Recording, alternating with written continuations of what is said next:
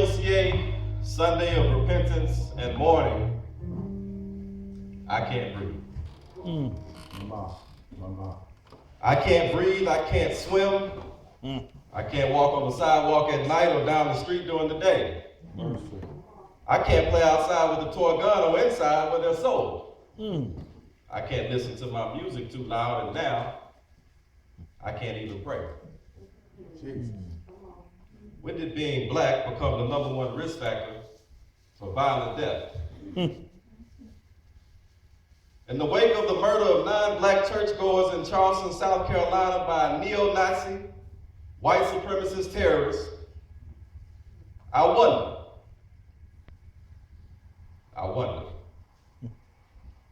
wonder where it's safe to be black anymore. Not outside of a convenience store selling loose cigarettes. Jesus. Not at the swimming pool. Not on the sidewalk or the street in my own neighborhood. Not at a park or inside of a Walmart. Not at a gas station in your own car. And not at a church for prayer. The stipulations for being black in America require a study guide. One that needs to be updated daily. You see, according to society, I must run fast, jump high, sing pretty, put my hands up, put my hands behind my back, sit down but never sit in, stand up but never for what I believe in, lay down but never in protest, die but don't die in, and be quiet. All at the same time. The qualifications are so many that we're not even sure who's black anymore. So much so that the most talked about black person leading up to the AME shooting isn't black at all. Some of y'all's head.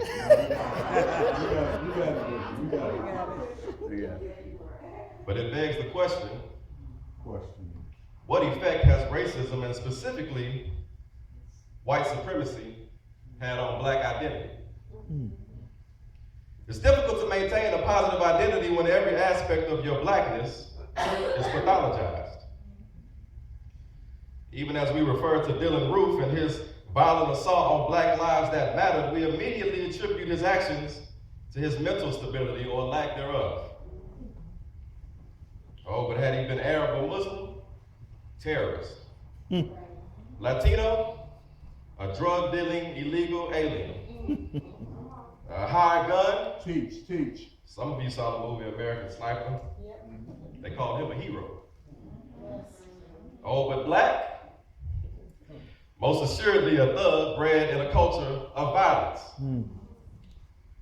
You see, in this country, when a white person commits a crime, they are given the benefit of the doubt and taken first to a hospital before being taken to jail.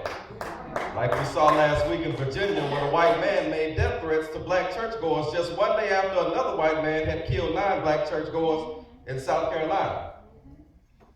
The authorities took him to a hospital for 72-hour mental evaluation, and no charges were brought against him. In this country, when a white person commits a crime, they are given the benefit of the doubt and taken to Burger King before they are taken to jail. As we witnessed in the Charleston murder when the killer declared he was hungry after being apprehended by authorities. I suppose he'd worked up an appetite after slaughtering 9 innocent people the night before. This is America. And in America, if you are black and committed no crime other than being black, the chances of you making it to jail in one piece are diminished. As we saw in the Freddie Gray case where he suffered a severed spine en route to jail. No hospital, no lunch, just death. These are the effects of racism. Racism is what white supremacy looks like out loud. Racism is not a mental illness. Dylan Roof is not insane. Just good old-fashioned Confederate racist, nurtured in a lifetime of white supremacy teachings. Those teachings have spread through societies like an infectious disease. White supremacy is a virus. A virus that has infected the black identity. All right. You see, viruses generally originate from a host which can infect a completely new host species, spreading the virus throughout diverse populations. The virus no longer needs its original host to thrive as it continues to evolve and mutate to manipulate resistance and defense mechanisms against it. Eventually, it kills everything it infects until either an antibody is retrieved from the original host, the infected host develops a natural resistance, or an antibody is synthetically manufactured in a lab or a hospital. Go on, break it down. Ooh. You see, white supremacy is like a virus. Mama. And the host is generations of white, Jim Crow, freedom obstructionists of the Confederacy, and it has infected the black identity. And one of the worst weeks in recent memory for people of color, we saw white supremacy, aka white privilege, that was so strong it afforded one woman the choice to be black. We saw white supremacy in the form of racism that killed 9 innocent black people, and we saw white supremacy in the form of internalized oppression in the Dominican Republic.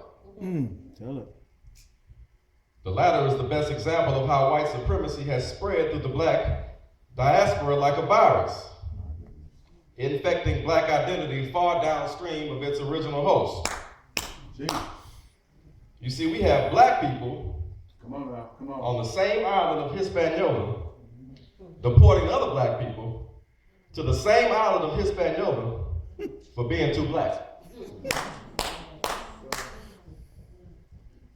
And the interesting thing is, it's void of your traditional white Southern Jim Crow host. Yet this ethnic cleansing has white supremacy written all over it. That's because white supremacy is a deeply seated sickness that has spread, evolved, and mutated throughout history. And it has infected the black identity. On last Sunday, Father's Day, the Reverend Dr. Otis Moss III preached with his father, the Reverend Dr. Otis Moss Jr., on the subject of prophetic grief in response to the tragedy at the Mother Emanuel AME Church in Charleston. I would highly recommend it. Just look it up on YouTube. You can just type in prophetic grief and Moss and it'll come up. It'll bless you for sure. Prophetic grief. And in that sermon, they preached about the historical trauma suffered by blacks at the hands of white supremacy. And that our grieving must not be pathetic. That is angry, resentful, vengeful grief. Our grieving must not even be sympathetic. You know, where you just hurl disconnected empathy across the room to the suffering. Rather, our grieving must be prophetic. Prophetic grief, where we actually stand in the other's pain as if it were our own. Prophetic grief. Yes, sir. The Reverend Dr. Moss Jr. closed by saying that healing must accompany prophetic grief. It's in that same vein that I want to preach for a few more moments on the subject, prophetic relief. 3 ways to treat white supremacy and save black identity. All right. Prophetic relief. All right. You see, white supremacy is a virus. A virus that has infected the black identity. A virus that infiltrated black faith almost 2 weeks ago. A virus that has attempted to separate black love. And we need relief. Our modern day prophets have taught us how to grieve. And now we need prophetic relief. Miracle medicine. Anti-hate antibodies. Prophetic relief. Now, I'm not a prophet. And I push back on being called a healer, even though some might say otherwise, given my vocation. But I'm not your guy. Oh, but I know who is. All right. Hallelujah. I know a guy. A prophetic healer. I know a guy. He treats viruses and brings life back to the lifeless and relieves years of hemorrhaging. Yeah. Prophetic relief. I know a guy. I know a guy. I know a woman too. Not a prophet. Not a healer. Faith. Just a believer. Mm. Just a believer. Verse 25 of our gospel reads, now there was a woman who had been suffering from hemorrhages for 12 years. Teach. She had endured much under many physicians and had spent all that she had. And she was no better, but rather grew worse. She had heard about Jesus and came up behind him in the crowd and touched his cloak. For she said, if but I touch his clothes, I will be made well. Immediately her hemorrhage stopped, and she felt in her body that she was healed of her disease. Immediately aware that power had gone forth from him, Jesus turned about in the crowd and said, who touched my clothes? And his disciples said to him, you see the crowd pressing in on you, how can you say, who touched me? He looked around to see who had done it, but the woman, knowing what had happened to her, came in fear and trembling, fell down before him and told him the whole truth. He said to her, daughter, your faith has made you well. Yes, it will. Go in peace. Yes, it will. And be healed of your disease. What can a prophetic healer and a suffering believer teach us about prophetic relief?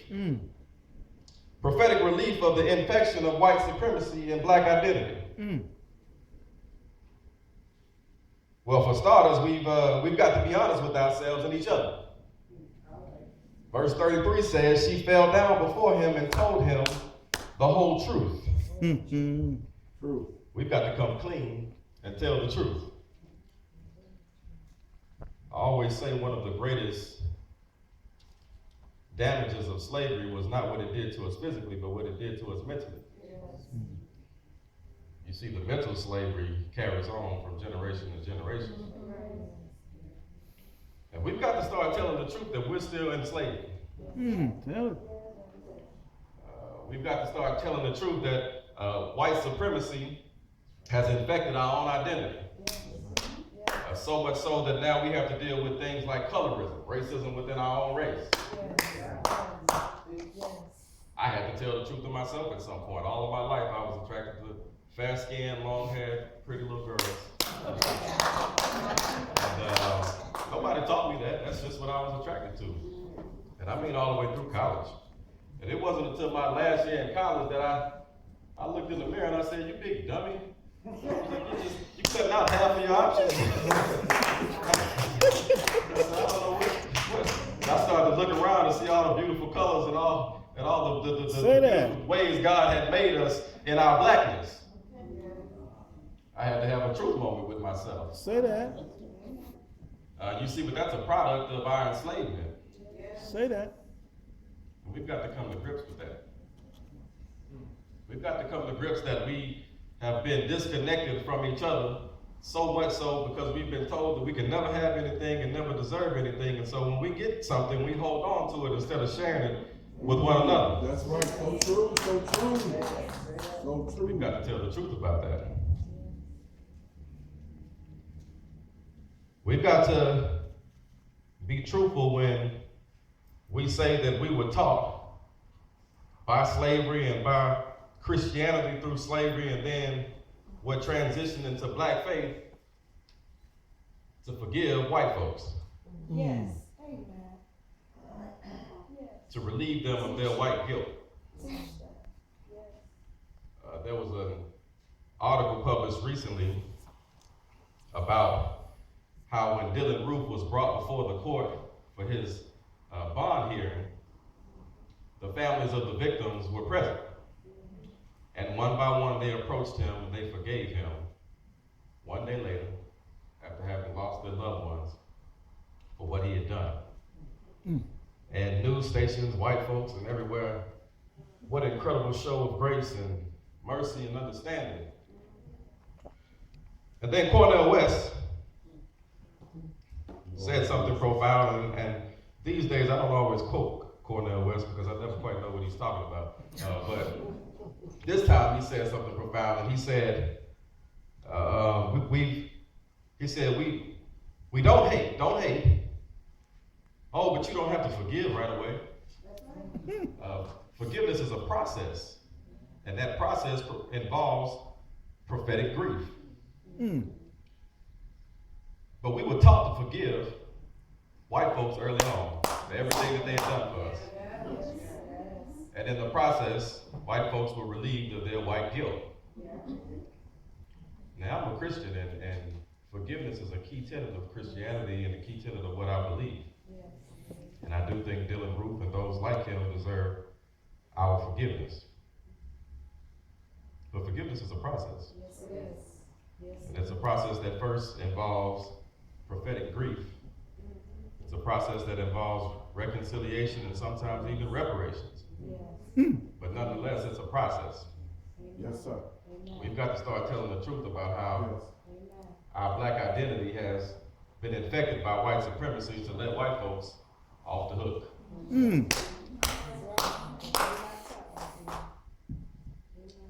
One thing we learned from a prophetic healer and a suffering believer is that we've got to tell the truth and nothing but the truth, because the truth will set us free. Say that. That's part two. The second thing that we can learn from a prophetic healer and a suffering believer about how to relieve us of this white supremacist infection is that we've got to keep the faith. That's right, that's right, that's right. In verse 34, Jesus says to the woman, "Daughter, your faith has made you well. Go in peace and be healed of your disease."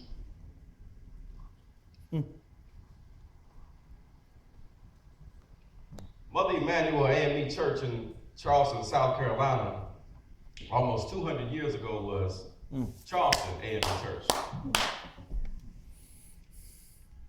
And a slave by the name of Denmark Vesey won the lottery and purchased his freedom. And after he purchased his freedom, he decided that he was going to lead a revolution. He was going to lead a revolt against white supremacy. And so he seized Charleston AME Church, which is now Mother Emanuel, and for 5 years he held meetings there with sometimes totaling 4,000 slaves and former slaves and black folks about this revolt against white supremacy in Charleston, South Carolina. And he had planned it out. They were essentially going to kill every white person in Charleston, except for the white pilots of the ships that would then carry them to Haiti for refuge. Well, as history would tell it, his plan was foiled because a white slave master had sent one of his house Negroes to one of those church meetings to sit in on their prayer. All right, come on now, come on. And he went back and told his slave master what they were planning. And so, to the day, 193 years later, Yes, sir. when Dylan Roof walked into that same church and sat in on a prayer service for people who were praying for healing and reconciliation, I imagine, a revolt was led against Denmark Vesey and those others as a result of that information that had been sent by that house Negro that went back and told his slave master. Now, I say that to say there's no coincidence that Dylan Roof chose that day and that church to go in there and kill those black people. All right, come on. And that's because Dylan Roof, in his Christianity, and he was an EOCA Christian, he's a member of one of our churches. In his Christianity, he knew that our power was in our faith. Come on now, come on now. And so he thought he would go to the head of our power That's right. and cut the head off from the rest of the body to start a race war. No way. Oh, but he went to the wrong place. No way. No way. He went to the wrong place. You see, I say that because even he recognized that our faith was what gave us strength. Yes. Our faith was what gave us power. Yes. And some people say it was an attack on faith and not necessarily an attack on black people, and that's the left's way of not making this about racism. But I say it was a combination of the two. It was an attack on black faith. It was an attack on black faith. Because it was black faith 193 years ago that organized to take back that city. It was black faith throughout the entire civil rights movement where our prominent leader was a preacher. Yes. And it was black faith just 2 weeks ago that brought those people to that church and empowered those people. And so he went there to rock our faith. We got to keep the faith. Yes, you gotta keep. Because peace and healing comes to us Keep faith. when we stay faithed up. Yes. The last thing we can learn from a prophetic healer and a suffering believer about prophetic relief of white supremacy and the black identity is that sometimes we've got to interrupt the regularly scheduled program to usurp power. I'll say that again. Sometimes we've got to interrupt the regularly scheduled program to take back power. Yes. You see, we can't wait on others to empower us. We have to take it even when it's inconvenient. The gospel begins by saying in verse 22 that one of the leaders of the synagogue named Jairus came, and when he saw him, fell at his feet and begged him repeatedly, "My daughter is at the point of death. Come and lay your hands on her so that she may be made well and live." Now, if you go on to read, immediately in the next verse, Jesus' journey to Jairus' house is interrupted by this woman Yes. and this crowd. Now, it's important to note that Jairus was a synagogue leader, as the scripture says. That means he was prominent. He was somebody who had a name. And this prominent figure was seeking someone of power to come and assist him and his family. And then this woman, who remains nameless, Tell it. who's been bleeding for 12 years, so that makes her unclean and impure if you believe in Leviticus. Who's a woman, and if you know about those times and even today, you weren't allowed to touch men without a male sponsor. And she was unannounced. So here you have this woman at the bottom of the rung interrupting the plans at the top. All right. Mercy. What you'll also find is Jesus didn't offer her healing. Jesus didn't volunteer his healing to her. He was on his way to go heal somebody else. She took it. Yes. She took a risk. Yes. Stretched. She says, "I've been enduring physicians for all these years." Now, different translations say suffering instead of enduring. That's important. That means that she wasn't getting any love from the doctors either, because she was this unclean woman at the bottom of the rung. So she hadn't gotten any love from anybody in society. Oh, why shouldn't I take the risk? I've been oppressed for so long. I've been subjugated for so long. I've been marginalized for so long. Why don't I take the power? What do I have to lose? You see, sometimes you've got to take the power. You can't wait for them to give it to us. The U.S. Constitution was written over 2 centuries ago. If you recall, slavery was written into the original Constitution and was later ratified with the abolition of slavery. But slavery wasn't the only thing against us in that piece of paper, y'all. We've been operating in a system that was never designed to work for people of color. Say that. And yet, we press on. Yes. Earlier, I gave 3 ways to treat an infection. One of those ways was the body building a natural resistance against infection. You know, that's what vaccines are for. Give you a little bit of the infection, and then your body starts to build up its own resistance for it so that you'll never be sick by it. We've got to build our own resistance against this infectious disease that is white supremacy. Say that. But we can't do that without strengthening our union under the banners of justice and equity. Say that. Come on. You see, we must continue to seek small yet significant victories like the removal of the Confederate flag. Amen. Where yesterday we saw activist Bree Newsom, in a Joan of Arc moment, climb the flagpole at the South Carolina State Capitol and snatch down the Confederate flag.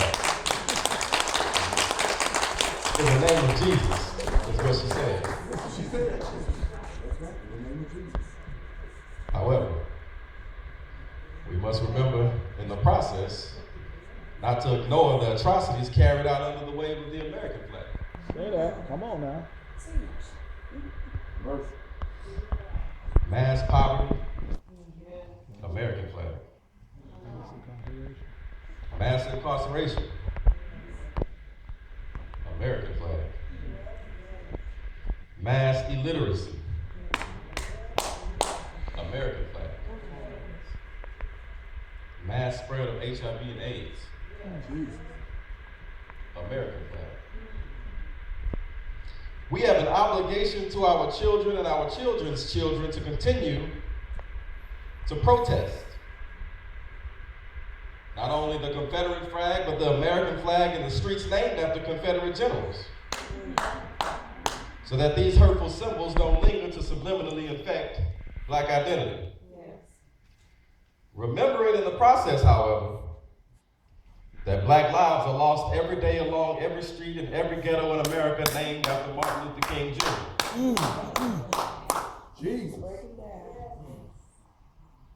We can't be just worried about the streets named after Confederate generals. We have to be worried about those streets that our young people are dying on as well. And if you know anything about MLK, you know that his street runs through every hood and every city. Black Lives Matter must not just be a moment in time, but a movement in history. All right. Remembering in the process, however, that black lives cannot survive or thrive when divorced from black love. All right. We cannot expect the rest of the world to value our very existence when we don't first love ourselves and each other. Racism and the black identity crisis are co-infections of white supremacy, and they must cease to coexist. Our lives depend on it. In the meantime, I'll continue to contemplate just where it's still safe to pray anymore. But I remember the words of Paul as he wrote in his letter to the Philippians, don't worry about anything. Instead, pray about everything. And so I will not stop praying. Nor will I stop being unashamedly and unapologetically black. Because I'm the son of a mighty God who doesn't mind being interrupted by the nameless, regardless of their race, religion, gender, sexual orientation, or political affiliation. I will pray. And I will be black in public. And we shall overcome. And that, my brothers and sisters in Christ, is prophetic relief. Yes, sir.